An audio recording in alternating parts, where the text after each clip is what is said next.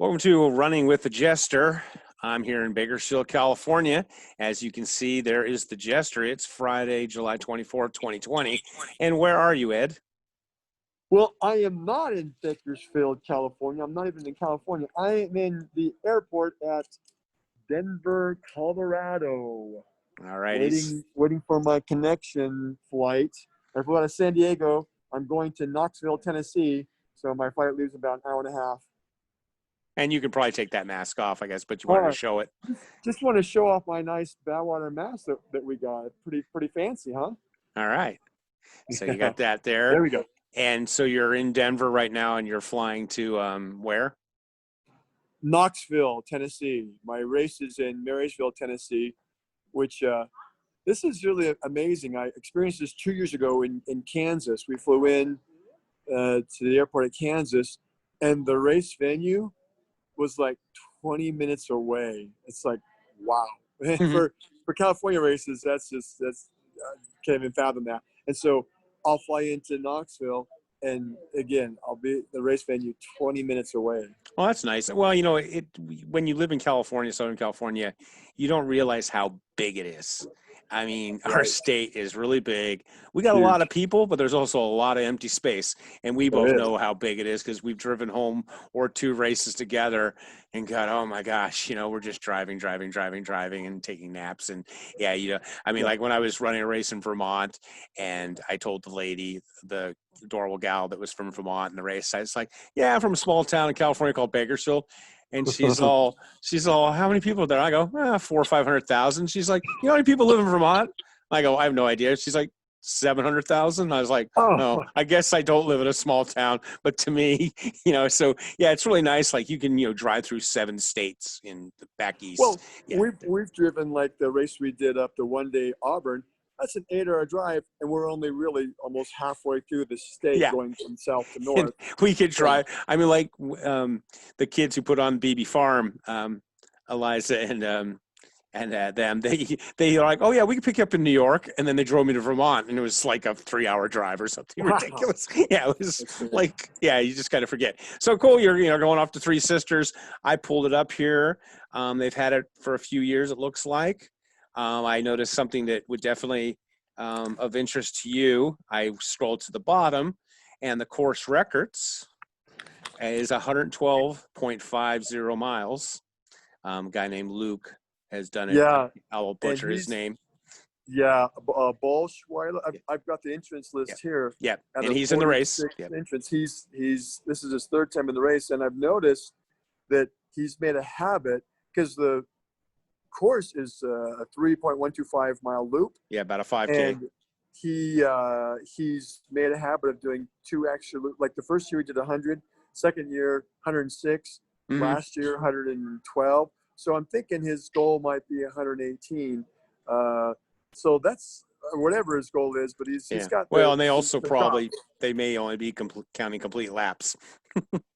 Yeah, that's true too. Yeah, that's one thing you always got to, you know, I know a lot of people don't think like me and you, but we're always like, okay, hey, what's the rules? And, you know, and go by them and, you know, trying to get the best out of ourselves. But we also want to, if you're going to do partial laps, you're going to do complete laps, all that kind of stuff. I saw one of the races I'm signed up for. They're all jumbling together now, but one of them, they have what they call a banana lap. So you do your final lap and then your clock's around. They give you a banana. And you run until you hear the alarm and you drop the banana and then they'll come back and measure. It's like, that's pretty cool. I like that. Yeah. Another one where you put a stake in the ground or a flag or whatever. Yeah, Ken does that at Jackpot where you drop a bean bag with your number on it and all kinds of things. I went and did the race walking. They had not race walking, but walking division at that race, the fans race in Minnesota last year, and it was a beautiful loop that they don't usually use around this lake, paved loop, super fast. You would have loved it. And it was, I don't know, something over a mile. I don't remember what it was. But then when you came back for the final part, they had this little like 300-meter loop. And unfortunately, I got there where I think it was like about 1.8-mile loop, and I wasn't sure I could get around the lake in the time I had, but I ended up doing like 20 laps around this little 200 or 300 with a turn every. And at the end of it, I was like, yeah, I should have just went for the last lap, and I ended up getting a second in the 12-hour, so it was worth it. But ended up, yeah, it would. But I was whizzing around, and the little gal I was trying to catch could just sit there and watch me the entire time, so she knew I was going to catch her. So sounds good that you're going to be going there. It looks like a 5K loop. What's that? Did you? I looked and looked and looked, and I didn't see anything about elevation gain on that one loop. I mean, the 5K loop, it was nice and flat, which I suspect 5K is probably not flat, but I didn't see. I know it's called Three Sisters because there's three peaks that you see, but you're not going up and down the three peaks. So did you see anything at all that showed the elevation on that loop? Well, that's funny because when I first popped it on, I scrolled down and saw that there was a 3-mile loop, but then I saw on the bottom it says the highest peak is 2,800 feet, and then there's a barely there trail. And I went, oh, God, Ed's in trouble. Did he read this part? But that's just if you wanted to go see the sisters. Right. It says there's a barely there trail, which is a 4-mile run. So it's probably, I'm sure, like at a park and flat. I don't think it's going to be. It looks too much. Yeah, it looks, one thing that throws, I'm looking at some of these pictures, and it looks like a trail with this thing in Southern California we don't know much about, trees. What are those? Trees, and it's showing leaves on the path, which I live in really a desert, and Ed lives in Southern California. You kind of live in it's classified desert too, so we're not used to running through tree lined areas. So it's probably why Ed doesn't mind running Badwater, because it's like, it's just like home. It's hot and there's pavement. It's funny though that they call, looking at these pictures, and they call them the Three Sisters, and I'm like, when I was back east, no disrespect to back east people, but when you live in California, we got 14,000 foot peaks. So when you see like the kids in Vermont were going, look at Andy, look at those hills, look at those mountains over there. I was like, that's a mountain? like this is a knife. I was like, that's not. It's all about perspective. Yeah, I'm like looking at this going, they actually named these 3 bumps here, but yeah. So, and we were talking about, you said the weather might be humid, but then I said, might rain. And I said, well, that'll be a relief, because as you found out a week or two ago in Kansas, humidity, it's going to surely be humid in Tennessee. I didn't. This is a good experience for me. Old dog learning new tricks, as you said, because I packed up my bag. Well, okay, so everything I brought for the race, I'll show you if I can. Yeah. It's right in that. That's everything. One carry on. But I didn't bring rain gear. And then I noticed, looking at the weather just before we got on, 50% chance of rain. It's like, oh, well, but you know what? It's in the summer. Yeah. How bad can the rain be? It'll be a relief. And when I was in Tennessee doing the Race for the Ages, it was the only time I was happy was when it did rain, because you're wet already because of the humidity. Right. And so I think that won't be an issue. I doubt you're going to get cold or anything.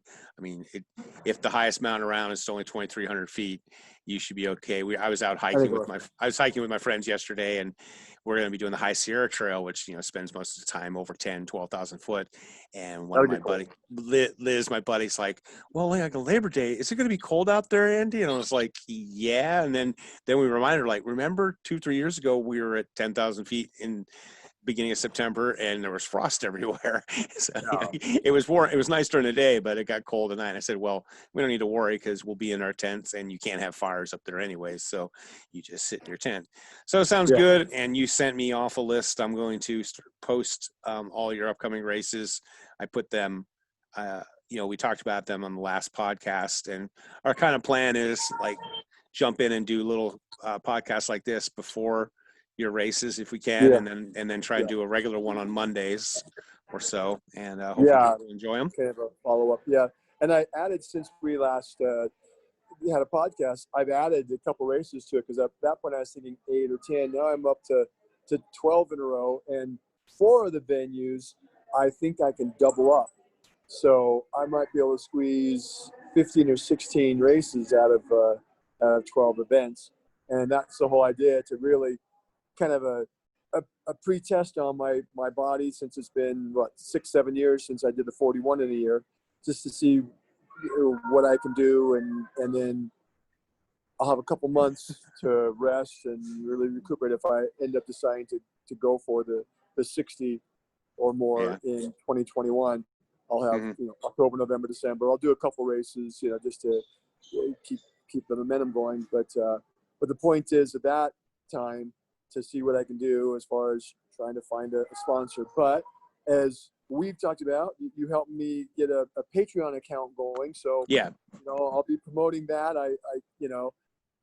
I have mixed feelings. It's kind of because I don't want to be asking people for money like right now. I don't want to beg people for money, but I do understand that the reality is there's just no possible way I would even attempt to do the 60 next year if I didn't have some way to fund those. I just can't do it on my own. So if I don't get sponsorship, if I have people that want to jump in and help me and go on the Patreon account and be a part of it, then they'll all be contributing, like contributing to your favorite politician and he gets elected. Hey, you're a part of it, bro. If they help contribute to me to get race fees and race expenses paid for, and if I can set the new world record, it's not just going to be my record, it's going to be everyone's most definitely world record. And I told you about, again, I often refer to Joe Rogan and Adam Carolla. And Adam Carolla had a situation where, he couldn't get arrested in Hollywood and he had all these ideas. And so he says, he made his own pirate ship and his fans put wind in his sails so he can do the projects so they can enjoy them, and he shares them with them. And he does there's similar things like Patreon where he'll have, raising funds to do a documentary. And he's, if you like Ford versus Ferrari, the movie with all the big time stars. I'd love that. Yeah. Well, Carolla 2-3 years before that made a documentary on that very subject. I saw it. Yeah. Really And he also made one on Shelby. He's doing one near and dear to my heart, K-Rock. He's putting out K-Rock. And so he's able to do projects, but, he can't, he's not going to get Hollywood. And then the cool thing is he's not having Hollywood, or in your case, you're not having someone dictate what you've got to do and not do, to an extent. And bottom line is, and I've kind of tried to tell you that, and I tell people on the podcast, endurance athletes and runners should just start making money. I mean, there's a thing right now on Let's Run talking about all the pro athletes who are only making maybe 20, 30,000 anyways. They're out right now having to do time trials and do races so they don't get dinged on the little contracts they have. And so there's people, there's some sprinters and stuff. We're having to fly around the country to go run a 100-yard dash just so they can keep their small. So why not do this? And we started the Patreon just the other day with just a simple supporter one. We do want to have different tiers, if you're familiar with Patreon, just different levels of patronage. And in fact, we're going to talk about that. And I think one of the things we might offer in one of the levels is a Zoom with the Jester, mainly more like you can come in and do one of these podcasts with us. You'll be on the third screen and you can come in with a prepared list or just hang out or do whatever and do something like that. Possibly even what you're talking about, do a podcast during a race. I would love to. That would be so much fun. And maybe those who are a certain tier would be there to do that. But well, I don't want to spend too much time on that. I want to talk about the race. Because that's what's coming up. But it's in prep. Well, we kind of went over the race, but that's in preparation for all that stuff. So if you have ideas on that stuff, we're definitely gonna, because your ultimate goal, really. I mean, I think, and I told you off air, but it's more like I really want to be really completely transparent and kind of like talk about it. I think people are interested. I know I've gotten some positive feedback, hence and good feedback, from just people liking to listen to it and hearing things. Because from their comments, I can tell if people are like, wow, you actually watched it. I commented about how I can't do anything with my eyes. I got these glasses on, which I kind of need to see the computer better, but also keeps my crazy eyes from being so crazy. You're much better at it than me. So yeah, you got this race coming up, and then so your logistics are you showing up tonight and then start tomorrow? So what I'll do, I'll fly into Knoxville. I'll get a rental car. That'll be my, when I'm at home, I call it Hotel Honda, my little Honda Fit. Yeah. So I'll save some money. I'll just sleep in the car. I've done that. It's not a problem. And then the race starts tomorrow at 7 a.m. And then 24 hours, just doing me those 3.25 mile with 5K loops as I can. And then ends Sunday at 7 a.m. and then my flight actually doesn't leave until Monday late because I'm always trying to find the cheapest flights I can. And if you kind of play with your days and even from where I'm at, I have the option of flying out of San Diego or LAX or Ontario, or even I've got next week, I'm actually driving to Las Vegas to fly out of Las Vegas because I found a flight that was like half of the price of what I would get locally. So anyway, so I won't actually get back until Monday night, but that'll mean Monday, you and I at another airport can actually do a post-race follow-up, and hopefully I'll be able to announce that I won the race. If not won it, at least I should be able to podium. I mean, I'm looking at the great thing about ultra signups is that those who post an entrance list, you can check, and I've got my list right here, and I can see who all my competition is, and based on what they've done in the past, I'm seeing myself, even if I, do halfway decent, I should be able to at least get 100 miles, and looks like there's only a handful of people that probably would be doing that. I don't want to be dismissive to people in the Midwest, but California races just, I guess, seem to be more competitive, or maybe people we have more chances to run 100-mile races. So I guess it would make us more competitive because we've got so many of them to well, it comes to what I said before. Vermont has 700,000 people. We have 53 million. It's a numbers game. So when you got 53 million, I think California is somewhere 40, 50 million people. I mean, I'm just pulling it out of my butt. So I mean, like when I was coaching cross country and track, I mean, Southern California is like some of the best kids in the country. Same thing with Texas, because the competition just, metal sharpens metal, and so we'd have here in Bakersfield, even though we were pretty tough, but we'd have a kid from some other state come in and go, oh yeah, I was state champion and wherever. And we'd be like, what was your time? And we'd be like, that's not even going to win city here. I mean, you could step it up and do well, but I mean, like every year in Arcadia track meet, there'll be a dozen boys breaking 9 minutes for the 2 mile. Wow. From Southern California.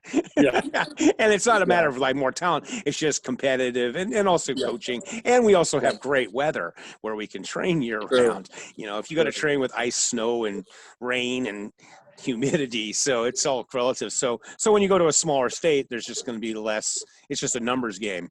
How many ultra runners are in Vermont? Not to pick on Vermont, but there's 700,000 people. So if we're in California, you can't throw a rock without hitting a ultra runner. That's right. And I'd certainly love to be doing the race in California, but they're not holding them. I mean, there's a few coming up that I'm hoping they'll happen. Yes. They're on my schedule in California, but with COVID-19, they're up in the air, and just like Badwater, it was up in the air until 2 weeks before the race, and then finally got all his permits, everything in order. Got his plan in place for the pandemic, and then a few days after he announced it, boom, it's canceled. So who knows? But I feel at least these that are out in the Midwest, and then also for me to get a flight. So I confirm with all the race directors, hey, I want to do your race, and I always ask, if you want to help me out a little bit, that'd be great. Give me a little discount, but are you for sure doing the race? Because most definitely. The flights I get are always non-refundable. I get the cheapest ones I can, and so like Frontier, and that's non-refundable. So if suddenly the race cancels at last minute, it's like I'm out of that money. So California races, if they start happening again, or when they start happening again, and that's kind of like the more I think about it, because it was just a little seed in my mind of wanting to go for that world record again and pushing it. I've been saying 58 because I'm turning 58, but then that I really meant 60, but I just didn't want to say it out loud. But once I said it out loud, now I'm getting more used to it. All right, 60 or more. I don't even want to limit it at 60. But so it was a little bit of a seed, and then we've talked about it more, and I'm starting to think more and more that maybe it can happen, especially if I get funding in place. But I feel it'll be a good catharsis coming out of this whole pandemic of we can't do any races. I mean, I went 6 months without a 100-mile race, which may not sound like much, but for a guy who typically does 2 to 3 a month, 6 months with no races. And there's a lot of people, athletes, ultra runners, or just the runners in general who, I mean, like my last race was March 1st, I did a 10K, and before that I did my Celtic in January. So it's been 6, 7 months. And so it's kind of nice doing these podcasts and you kind of traveling, people can kind of live vicariously through you, and do these races. I just don't want to deal with flying people in my life, or like don't want me to bus house. I just don't think I want to sit there with the mask and all that stuff. But definitely the California ones, if we can drive, I'll definitely be going to the drivable ones. Even driving to like the one in Oregon or whatever it was. But, again, I know you don't like to bring it back up, but I'm just kind of about like with Patreon, and kind of, as you guys have heard Ed talking about, and I've been at races, and I try and get by pretty low key. I don't have pacers and crew. But I do Airbnbs. Ed's Honda, he's a big guy if you don't know it, and he's sleeping in his tiny little clown car basically a lot of times, and with the Patreon, and especially when you're trying to go for something like 60, it would be nice that that Ed could maybe upscale us a little bit and get some Airbnbs going, and you can get Airbnb, but also just having that, it's going to help you with your goals. And I know there's people out there that do want to help you and see you do it, because for all those reasons. And so that's kind of why we're doing this. I know he already starts to get like quiet on it, but that's why I'm his hype man. I'm getting more used to the idea. Yeah, and we'll just see how it works. People that want to help, it's like if someone wants. When I was going to do Westerns, or when I did Western States in 2016. I wasn't planning on having anybody pace me, just because I never asked for pacer. And a buddy I know up in San Jose area, Sat Paul Dalal, guy born in India. We've done a few races. He said, "Hey Ed, would you like me to pace you at Western States?" Well, someone asked me if they want, I'll take it. I just not going to asking, except for Badwater. Badwater's a different story. But so he said, I'll pace you. And I said, well, that would be great. Now, here's the crazy thing about that is that he has a really strong accent, Indian accent, and it's hard to understand him. And then I have hearing loss, so I thought, oh boy, this is going to be interesting, and that races other than Badwater, you can actually pace. You can have a pace setter, which really the pace is based on where the runner's at that point. Yeah. They'd be walking, but Badwater, they have to run behind you. They can mule at Badwater, but all other races, they can't mule. They can't carry any supplies for you, but they can be in front of you. So if he's in front of me and talking, and then I can barely hear him, so I thought, oh, this is going to be interesting. So I show up, and he picks me up, and I don't remember at what point you can pick somebody up. It's like 60-something. 62 at Forest Hill, yeah. That's it, yes, Forest Hill. So he picks me up, and it's like, what happened to this guy? He's like speaking super clear English. I can understand every word. But this guy, he went out because he lives in that area. They have times where you can go out and do parts of the course. Yep. He knew every single step of that course. Like, we'd be coming up to a hill. He'd say, okay, Ed, we're going to come over this hill, and there'll be a slight curve to the left, and you'll come down, and you'll be able to open up a little bit. I mean, like, this guy, talk about taking pacing to the max. Oh, yeah. I mean, I felt like I was like a king, and so it told me, you know what? In the future, if someone wants to help me, I'm going to let them, because it makes them feel good, and we crossed the finish line together, and I still, it's one of my fond memories. We have a picture of us, and it was my 123rd 100-mile race, so they gave me bib number 123, so I've got my white bib, he's got the yellow pacer bib, and it was just really cool. And he did so well that this year he was going to be actually crewing me at Badwater.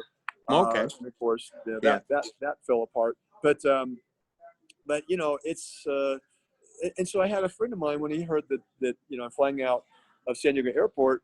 He said, "Well, are you going to do that for all your races?" I said, "Most of them."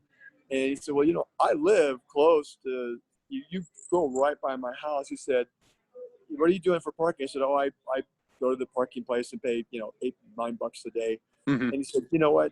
Come by, drop your car off at my place. I'll drive to the airport, drop you off, and I'll come pick you up, bring you back to your car." I'm like, "Are you serious?" Because that means my flight this morning, he had to get me to the airport by 5:30, and I get in Monday night at 11:42 p.m. It's like, no, I want to help you out. I'll do that. That saves you some money and helps you put that towards in the race. So I've learned that, you know what, be willing to let people that want to help, let them help, because, you know, I know when I help somebody in a race, I feel so much. Oh yeah, that's my myself. When you volunteer, you get so much out of that. So much more. Well, when you're in a race and you're feeling terrible, if you have a job, like often when I'm just having it bad, I love to find someone more miserable than me, and now I can take the focus off of me and try and just drag them around. And next thing I know, I'm like, okay. And you know, I like I was saying before, we're talking about show ideas. I've talked to Ed about possibly, instead of doing a book, doing like kind of walk through his history, and we'll kind of label it as a different, you know, like the history and evolution. But I guarantee you, part of the thing with both of us, I mean, I know kind of your background, obviously being, you know, raised with foster care and stuff, but even though I had parents, and I don't care, like I pretty much was on my own from a very early age. And so I'm sure if we had a psychologist shrink here, they'd go, one reason you two don't have people help you is because you basically, a lot of times we're like, I'm on my own. I just got to do stuff on my own. And so we're really bad. I know I'm bad at like letting people help me, and, you know, throughout my life. And so it's just kind of, I'm sure he could do a deep dive. But you know, we're all, you know, we're all. But I mean, you know, it's funny because we're. You don't want them going into this crazy Jester said. That would not be a pretty big true. But what I'm just saying is, you know, it's something, you know, you've got to learn to do, and I think, and that's what I want to do. This, I've been hitting you up about this, and hopefully we'll continue doing this, and just share the journey, and just and I think people, you know, can learn things from just tidbits and stuff. And, you know, people want to be entertained and informed. And I think you do that. And hopefully, you know, want to bring in more of the community, because that's what you're talking about, community with your, you know, bring up, you know, you got your Chase Jester is continuing going on, and you can sign up for that and all those kind of things. And so when are you flying out of Denver? Shortly, you're going to be catching the plane? When's your next flight? See, it goes out at boarding is at 12:30. We're they're an hour ahead. So and then it leaves at like 1:17. So about an hour. I'll fly out in about an hour. But I did want to piggyback on one thing that you had mentioned, which had a little bit. And a lot of times people ask me, you know, how do you do so many races? How do you get through them? And I've learned, truthfully, like you said, the best way to get through a race when you're struggling, find somebody else that's struggling more, and make that your job. I like that idea, but make that your mission to help them. Because once you put the focus onto them, suddenly all your worries go away. It's like there's an old Greek philosopher, I don't remember which one, but he said, if you went to market and you put all your troubles in a pile and you shopped, when you left and you had to take a trouble, you take your own, because you look at everybody else and you're like, you know what, maybe mine aren't so bad after all. So when you do that and you help somebody else, and that's why I like to stay. It's not an issue here because it's a fixed time event. Everybody ends exactly in 24 hours. But like the race I did 2 weeks ago, you know, I had a 36-hour cutoff and I finished in 23 hours. And so I always say to the last person comes in, because really that's what being out there helping them in the course if I can, but and being there to see them come in, and and that's what kind of recharges my batteries and gets me motivated, you know, for the next race. So that for people who want to know how do you get through a 100-mile race when things get tough, that's the secret. Find somebody else, help them get the next aid station or through the next mile or whatever it is, but make that your mission, and it's amazing what it will do for you. And then there's another odd thing I found. I don't, tell me if you experienced this, but all right, so I'll be out, and this is more of probably more of a trail event, because you're out there and there's nobody out there, and then finally you come upon somebody, and then one of you are not doing well. So the other person takes it upon themselves as being like the parent almost, and helps that individual get through, and then they get to the next aid station and they were about ready to drop, but you know, convince them and keep going, and then you have a turn of events, and so it's only you're not doing well. Well, then they rise to the occasion. Now they're getting you through, and I've never experienced it. I'm sure it's happened, but I've never experienced it where we're both so bad off that we convince each other to drop out of the race. Someone takes the high road, and whoever's suffering less and gets that person through, and then because they put so much effort into it, then it switches. Anyway, that's been my. Have you found that to be the case too? I mean, I know that can be the case, a band of brothers, a band of sisters, but I also have worked with athletes who are really good, and times get tough and they hook up with another athlete and then they both quit at the same time. They commiserate with each other, and then you sit there in the aid station trying to talk them to just keep going. But I mean, no, I mean, but it more than often than not works that way. Well, maybe that happens. Maybe that happens with me because I'm not going to quit. So I'm not going to let somebody else convince me to jump out. Well, that's true. And I mean, and the problem is you're also pretty well known. So people are like, oh gosh, I don't want to embarrass myself and drop in front of the Jester. Well, they don't want to. They don't want to quit in front of you either. I don't know. Well, that's another thing too. It's really funny to me is I'll be out in a race, especially I mean, let's face it. It's a small pond, the ultra scene, but I'm kind of iconic in that I'm the only guy, dressed up. So I've got a reputation when I come, even when I go to any race I go to, Kansas. There are a few people who knew me and ran with me before.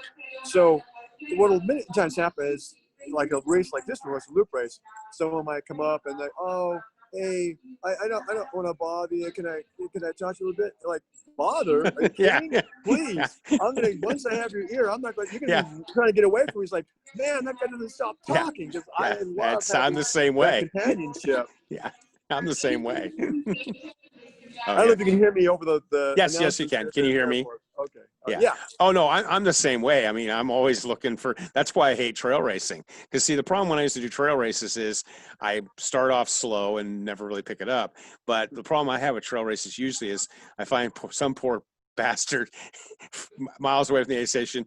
I get him, I drag him to the aid station, and I usually say, hey, if I'm going to work with you, you're going to keep going, right?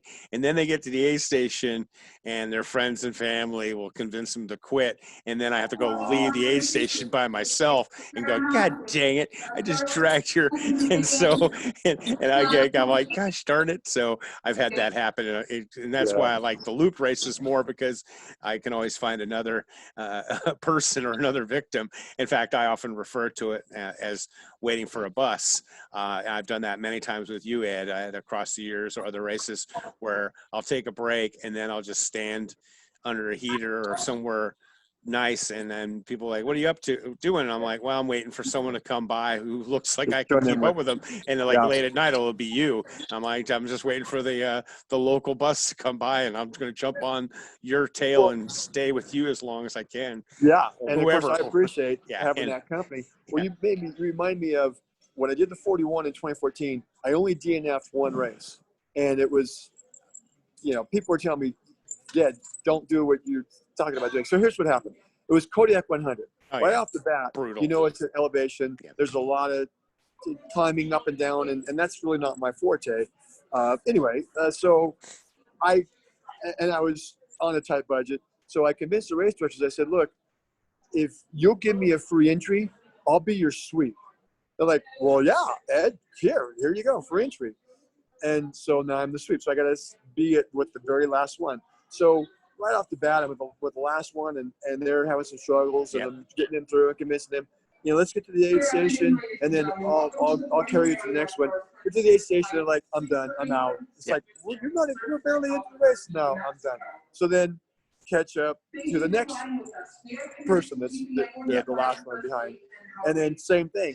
And each time I bring to an aid station, like, nah, I'm done. And then I cut up this, we're like coming into miles 60 or 62 or something. And I cut up to this person, and they're like, oh, I want to keep going. And I'm like, okay. So we'll get to the aid station. We might be dealing with cutoff time. We're going to be really close. Like, I want to keep pushing it. And so I stayed with them. We got to the aid station, and sure enough, we missed it. And we picked another person up as well. And all three of us wanted to be one, but missed cutoff time. Now, thinking back on a couple mistakes I made. First off, I should never made that off in the first place. So it just wasn't smart because it put me in a behind position right from the start. But also, I could have played my sweep card and said, look, I'm the sweep, so and I've got plenty in me. I can catch up to the next person that you let through. Yeah. And that's happened to me twice. It happened to me at San Diego as well. I was trying to help people come in, and then we were running behind. So I took off and got up there. It was 50 miles and missed the cutoff time. And the sad thing is, sometimes, and I understand that they have a job to do, but if you're aid station chief, and it's your job to decide who can or cannot go through, and it's only halfway through the race, and someone comes up that is full of vim and vigor, and you can tell that they got plenty of energy, you know what, go ahead, go. If you miss the next cutoff, then you're on your own. But, you know, to keep someone that's ready to go, you know, it's not like, I understand if there's a cutoff at the finish line and the hard, fast cutoff, I get that. Yeah. Like a Western Six, exactly 30 hours, that's the way it should be. But, you know, well, I mean, 8 second cutoffs halfway through the race, and you're forcing it to cut off by 1 or 2 minutes, it's like, oh, come on, you've got the God syndrome. You've got a little bit of authority and you're exercising it. Anyway, I don't want to get going down that path. I don't want to go negative. Oh, no, but what you're talking about is exactly why I just completely retired from trail running. I used to offer and I used to sweep a lot of races. But the problem with me sweeping was I don't have the foot speed to. So once I dug myself into a hole, I can't like go from 18-minute miles and start doing 10s. And so I'd fall way behind. And so sometimes I would bring people to aid stations, but then I'd ask the aid station captain, I wasn't really trying to get a finish. And they're like, oh, when did the last person come through? And they'd be like, an hour ago. And there's no way I'm going to catch up to him because even though I can keep going. And so I kind of had to quit doing that. But yeah, I mean, I infamously in 2012 or 2013, at San Diego 100 again, I dragged a kid into mile 44. He stayed. I had to do 44 to 50 by myself in the dark. I'd never been there before. I made the aid station where my buddy Allison was there with like 10 minutes on the clock.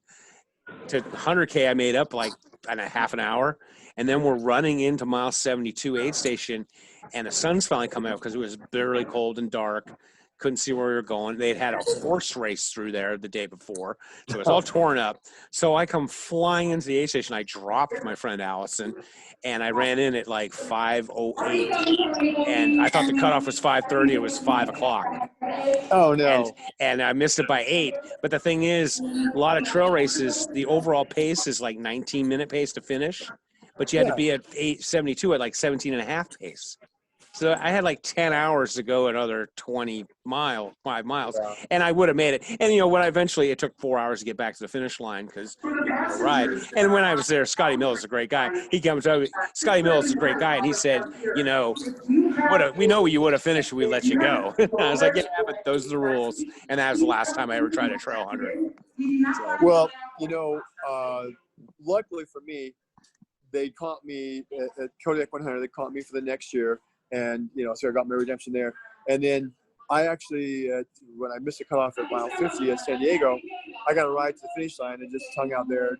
It was really hard because I knew I could have done easily finish that race.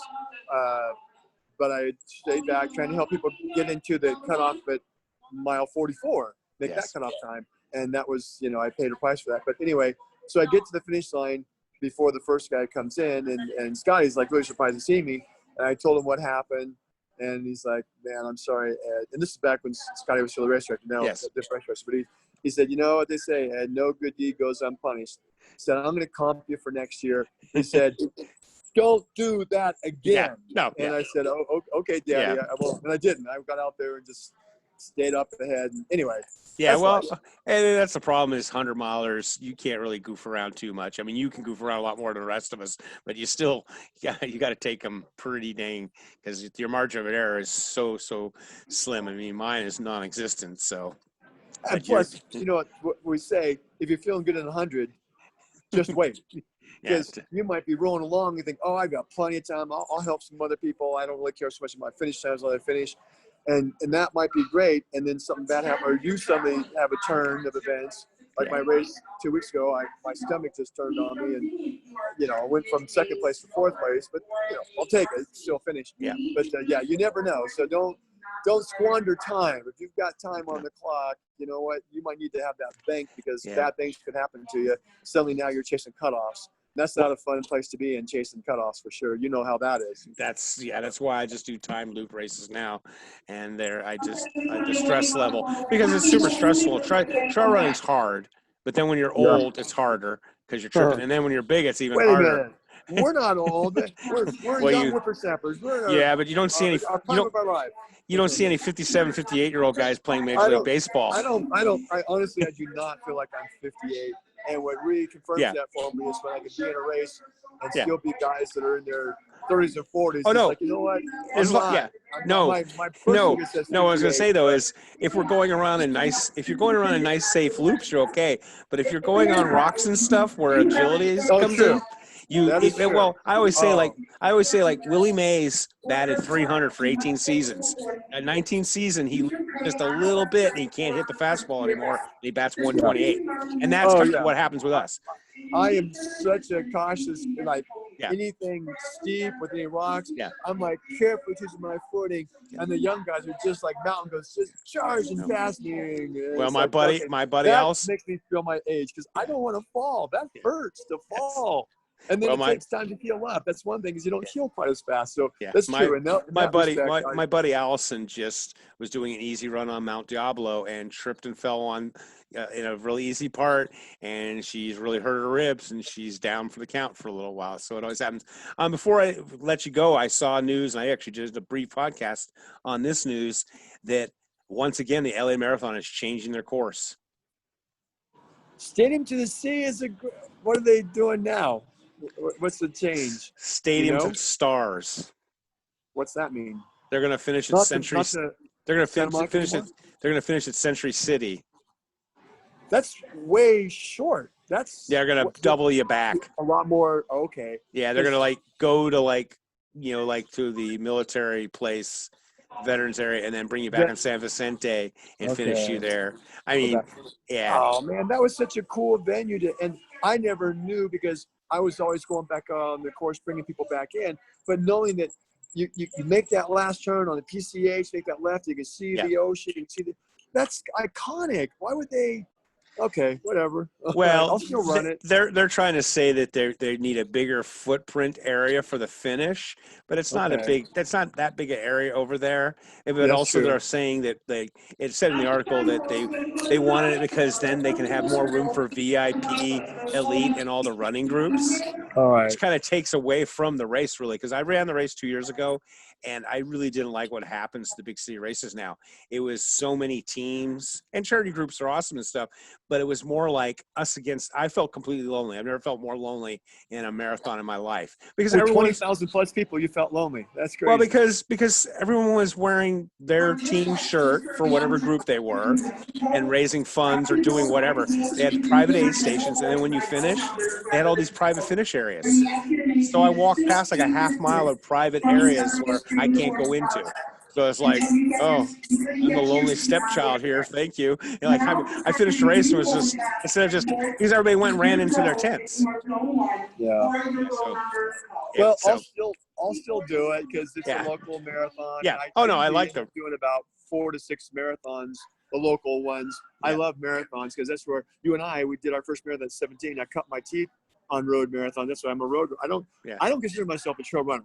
I'm probably one of the few 100-mile guys who I'm a road runner. I'll do 100-mile trail races, of course, because that's what's available, and I love those too. But I am at my core a road runner, and always probably will be, and I do better at those anyway. So I always do the local marathons. Whatever they're going to do it. I'm still going to go out there and show up and pay the fee that it's the same fee that I'll pay for a 100-mile race, pay to the marathon, but. No one's twisting my arm, and I have a lot of fun at those as well. So especially if I'm coaching a marathoner, that's a great marathon to coach them for. Oh, yeah, because I go out and meet them on the course and bring them back in, and they've got a lot of support, crowd support. It's the biggest marathon west of the Mississippi with 20 to 25,000 people in it. It'll still be a good race, but I wish they weren't changing the course, and I wish they would. And I don't think the reasons are more just, there's always about the Benjamins. So that's kind of the thing. I know you wanted to go real quick. You talked about going over my race schedule, see what I've got coming up. So did you want to do that? Sure. Or let's see, I have it here on my phone. I've kind of got in front of me. So if people are Oh yeah, interested in yeah. Yes, you have it. Yeah, coming up, yeah. Yeah, if you can go so over. you've got it there.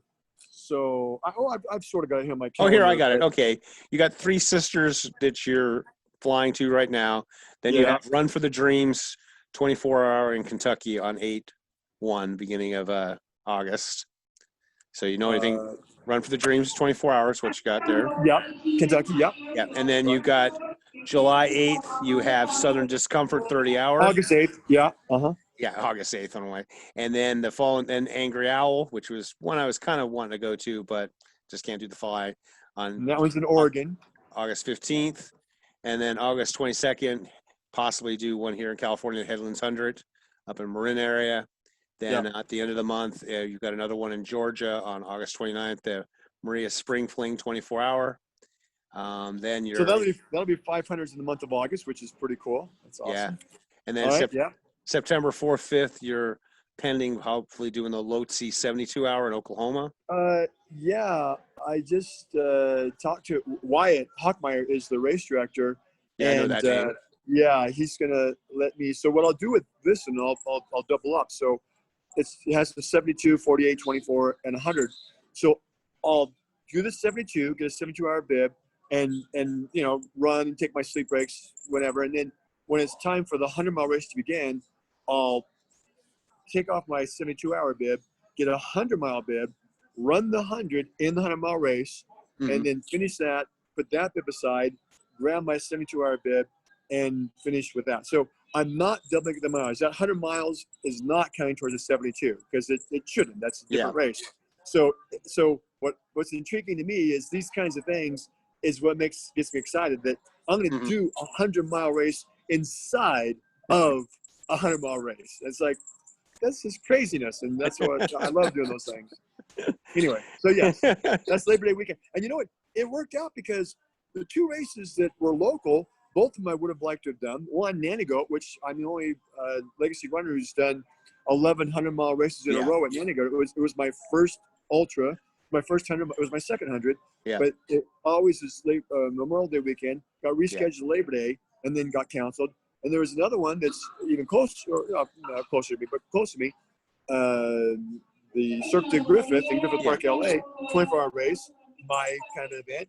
Held that same weekend, which I was bummed that two great races. I did it a couple years ago. Weekend, and that one got canceled. So luckily, and Wyatt's been trying to get me to come out to his race, forever. He's been doing it, I think, 4 years. And he's before offered me a free entry, and it was always like, the time of the race isn't good compared to other races I'm doing, or I got to pay for travel expenses. But now it just happened to work out. So Labor Day weekend is 2. Yep. So, and then 9/11, you've got American Heroes 24 in Colorado pending, and 9/17, the Beyond Limits, where you got to hear that you're going to do the 72 and the 100. Of course, they don't have a 72. What's that? They're not having a 72 at Beyond Limits. Oh, did they drop that? No, they have to start later in the evening, so there's going to be like a 67-hour race. Okay. Well, then I'll. Yeah. It's between that one and our friend Craig is putting on Ride to Walk, and I loved that one because I did it last year. I really like it. It's a great venue. But if I can squeeze 2 and it's closer, so we'll see. But I talked about. I don't know the way that race is set up to where everybody sleeps in cabins and eats in the cafeteria together. If this pandemic is still going on and that's not too far away, I don't know how he's going to be able to because there's no way to do social distancing. In California, like I have friends who have kids and, our schools are closed. They're not starting off with, they're doing, and so I can't really see how we're going to be able to do that. I'm a legacy there and I would definitely want to go and do one of the races, but I'm sure it's kind of up in the air. So because it's it's at an awesome ranch for kids where they stay there and they learn about nature, but you're in bunkhouses and I know quite a few people. I'm hearing people usually bring friends and family, and it's a really great event. And normally, I'd be like, ooh, get there. I brought many people there who had gone beyond limits, as the title says. So that'll be interesting. I kind of like it here. This is cool. I mean, I would love to fly there, except I don't want to deal with the mass situation, and I just can't handle that. But you got down BB Farms 48, which definitely. I just added I don't that to think my list. I don't think You've they're done having it. I think they already canceled it. I talked to Adam. And he told me that they're not doing it. I'm pretty sure, unless he changed it again. Because I was going to say I got to look into that because you told me about that, and I was looking. I did the first year, and if you're looking for a 48-hour race, it's a great venue. It's a nice loop. It's very easy on the feet. Got a little bit of. It's just at this horse jumping facility that these Middle Eastern guys built, and so it's a nice place. Then you got Born to Run on. I can't even say these dates anymore. September 30th, Born to Run, 4-day Born to Run 100, which is, those races there in Santa Barbara put on with Luis Escobar. So, and that when I could double up and do the 4-day and then jump into the 100, because the 100, it has like a 42-hour cutoff, because it starts Friday night, goes till Sunday midday. So I know Luis would let me, I have the course record for the 4-day. But I could get out there and do whatever 100 and some odd miles and take my sleep breaks and then jump into the 100. If that's still going to be held, who knows if that's going to be held by October, what's going on. But so now that opens up that last weekend in September. I got to go back and see if I can find something. I don't know. So anyway, that's the schedule coming up, and we'll see how it all pans out. And with the pandemic. Yeah. I'll definitely put it up on your Patreon page, and so people can see that list and some other information, and that sounds good. So, So, and then hopefully, like you were saying, you're going to take a break and then look at 2021 about maybe doing the 60. I find it funny because, as a coach and old school guy, you guys racing all the time drives me nuts. But it was funny too, because I know Walter did a similar thing before his 50. He was doing all these races, and the year before even, I was like, that's just crazy. Because I was like, you train and rest up, but you guys like to, have it in your headspace. I guess that's you got to get that mental aspect, which is important. But for me, I'm like, how many? And it's also getting a momentum going. It seems like once you get your body to a point, because the body, the body just adapts. Yeah. And once you're doing races week after week after week, you kind of, the body, you would think you would just tear your body down. And you get into a rhythm. Yeah. Yeah, get into rhythm. Yeah. And your body just adapts and gets stronger and stronger. That's how I ended up in the hospital. I ended up in the hospital because of that. Yeah, because since 1979, I've gone out and exercised a couple hours a day, and then I didn't do anything for 5 or 6 weeks, and I put 20 pounds of fluid on me because my body just was like, hey, what are you doing?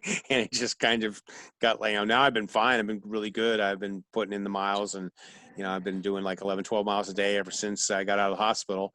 And that's the thing is the human body always finds homeostasis, and it's the same reason like me and my buddy Allison, we're good together because we got to go out in the morning, got to go out in the evening, and we don't really understand people like who can just blow it off and just do races and stuff. But I totally understand, and hopefully things get settled up, hopefully things get straightened out so you can do it in 2021. Yeah. All right, and then we'll check back on Monday, and hopefully I'll be able to announce that I won the race. We'll see how it goes. Yep. But, and and if you want, you can get a hold of me, and we can do something during the race. If something possible. Yeah, I mean, that'd be cool. Do something like that. Maybe chat and I'll do one loop. That'll be enough time for everybody to see the course, and that would be fun. And if they've got online results, oftentimes Ed. Another thing, what I really like when I do my races is I have athletes come up to me and talk strategy or, hey, can you do the math for me? Because I always have my phone, and so I'll get on the phone and calculate what you got to do to catch someone, or what you got to do to keep them from catching you or hitting a certain number. Yeah. And I always enjoy doing that because it takes the focus off my race.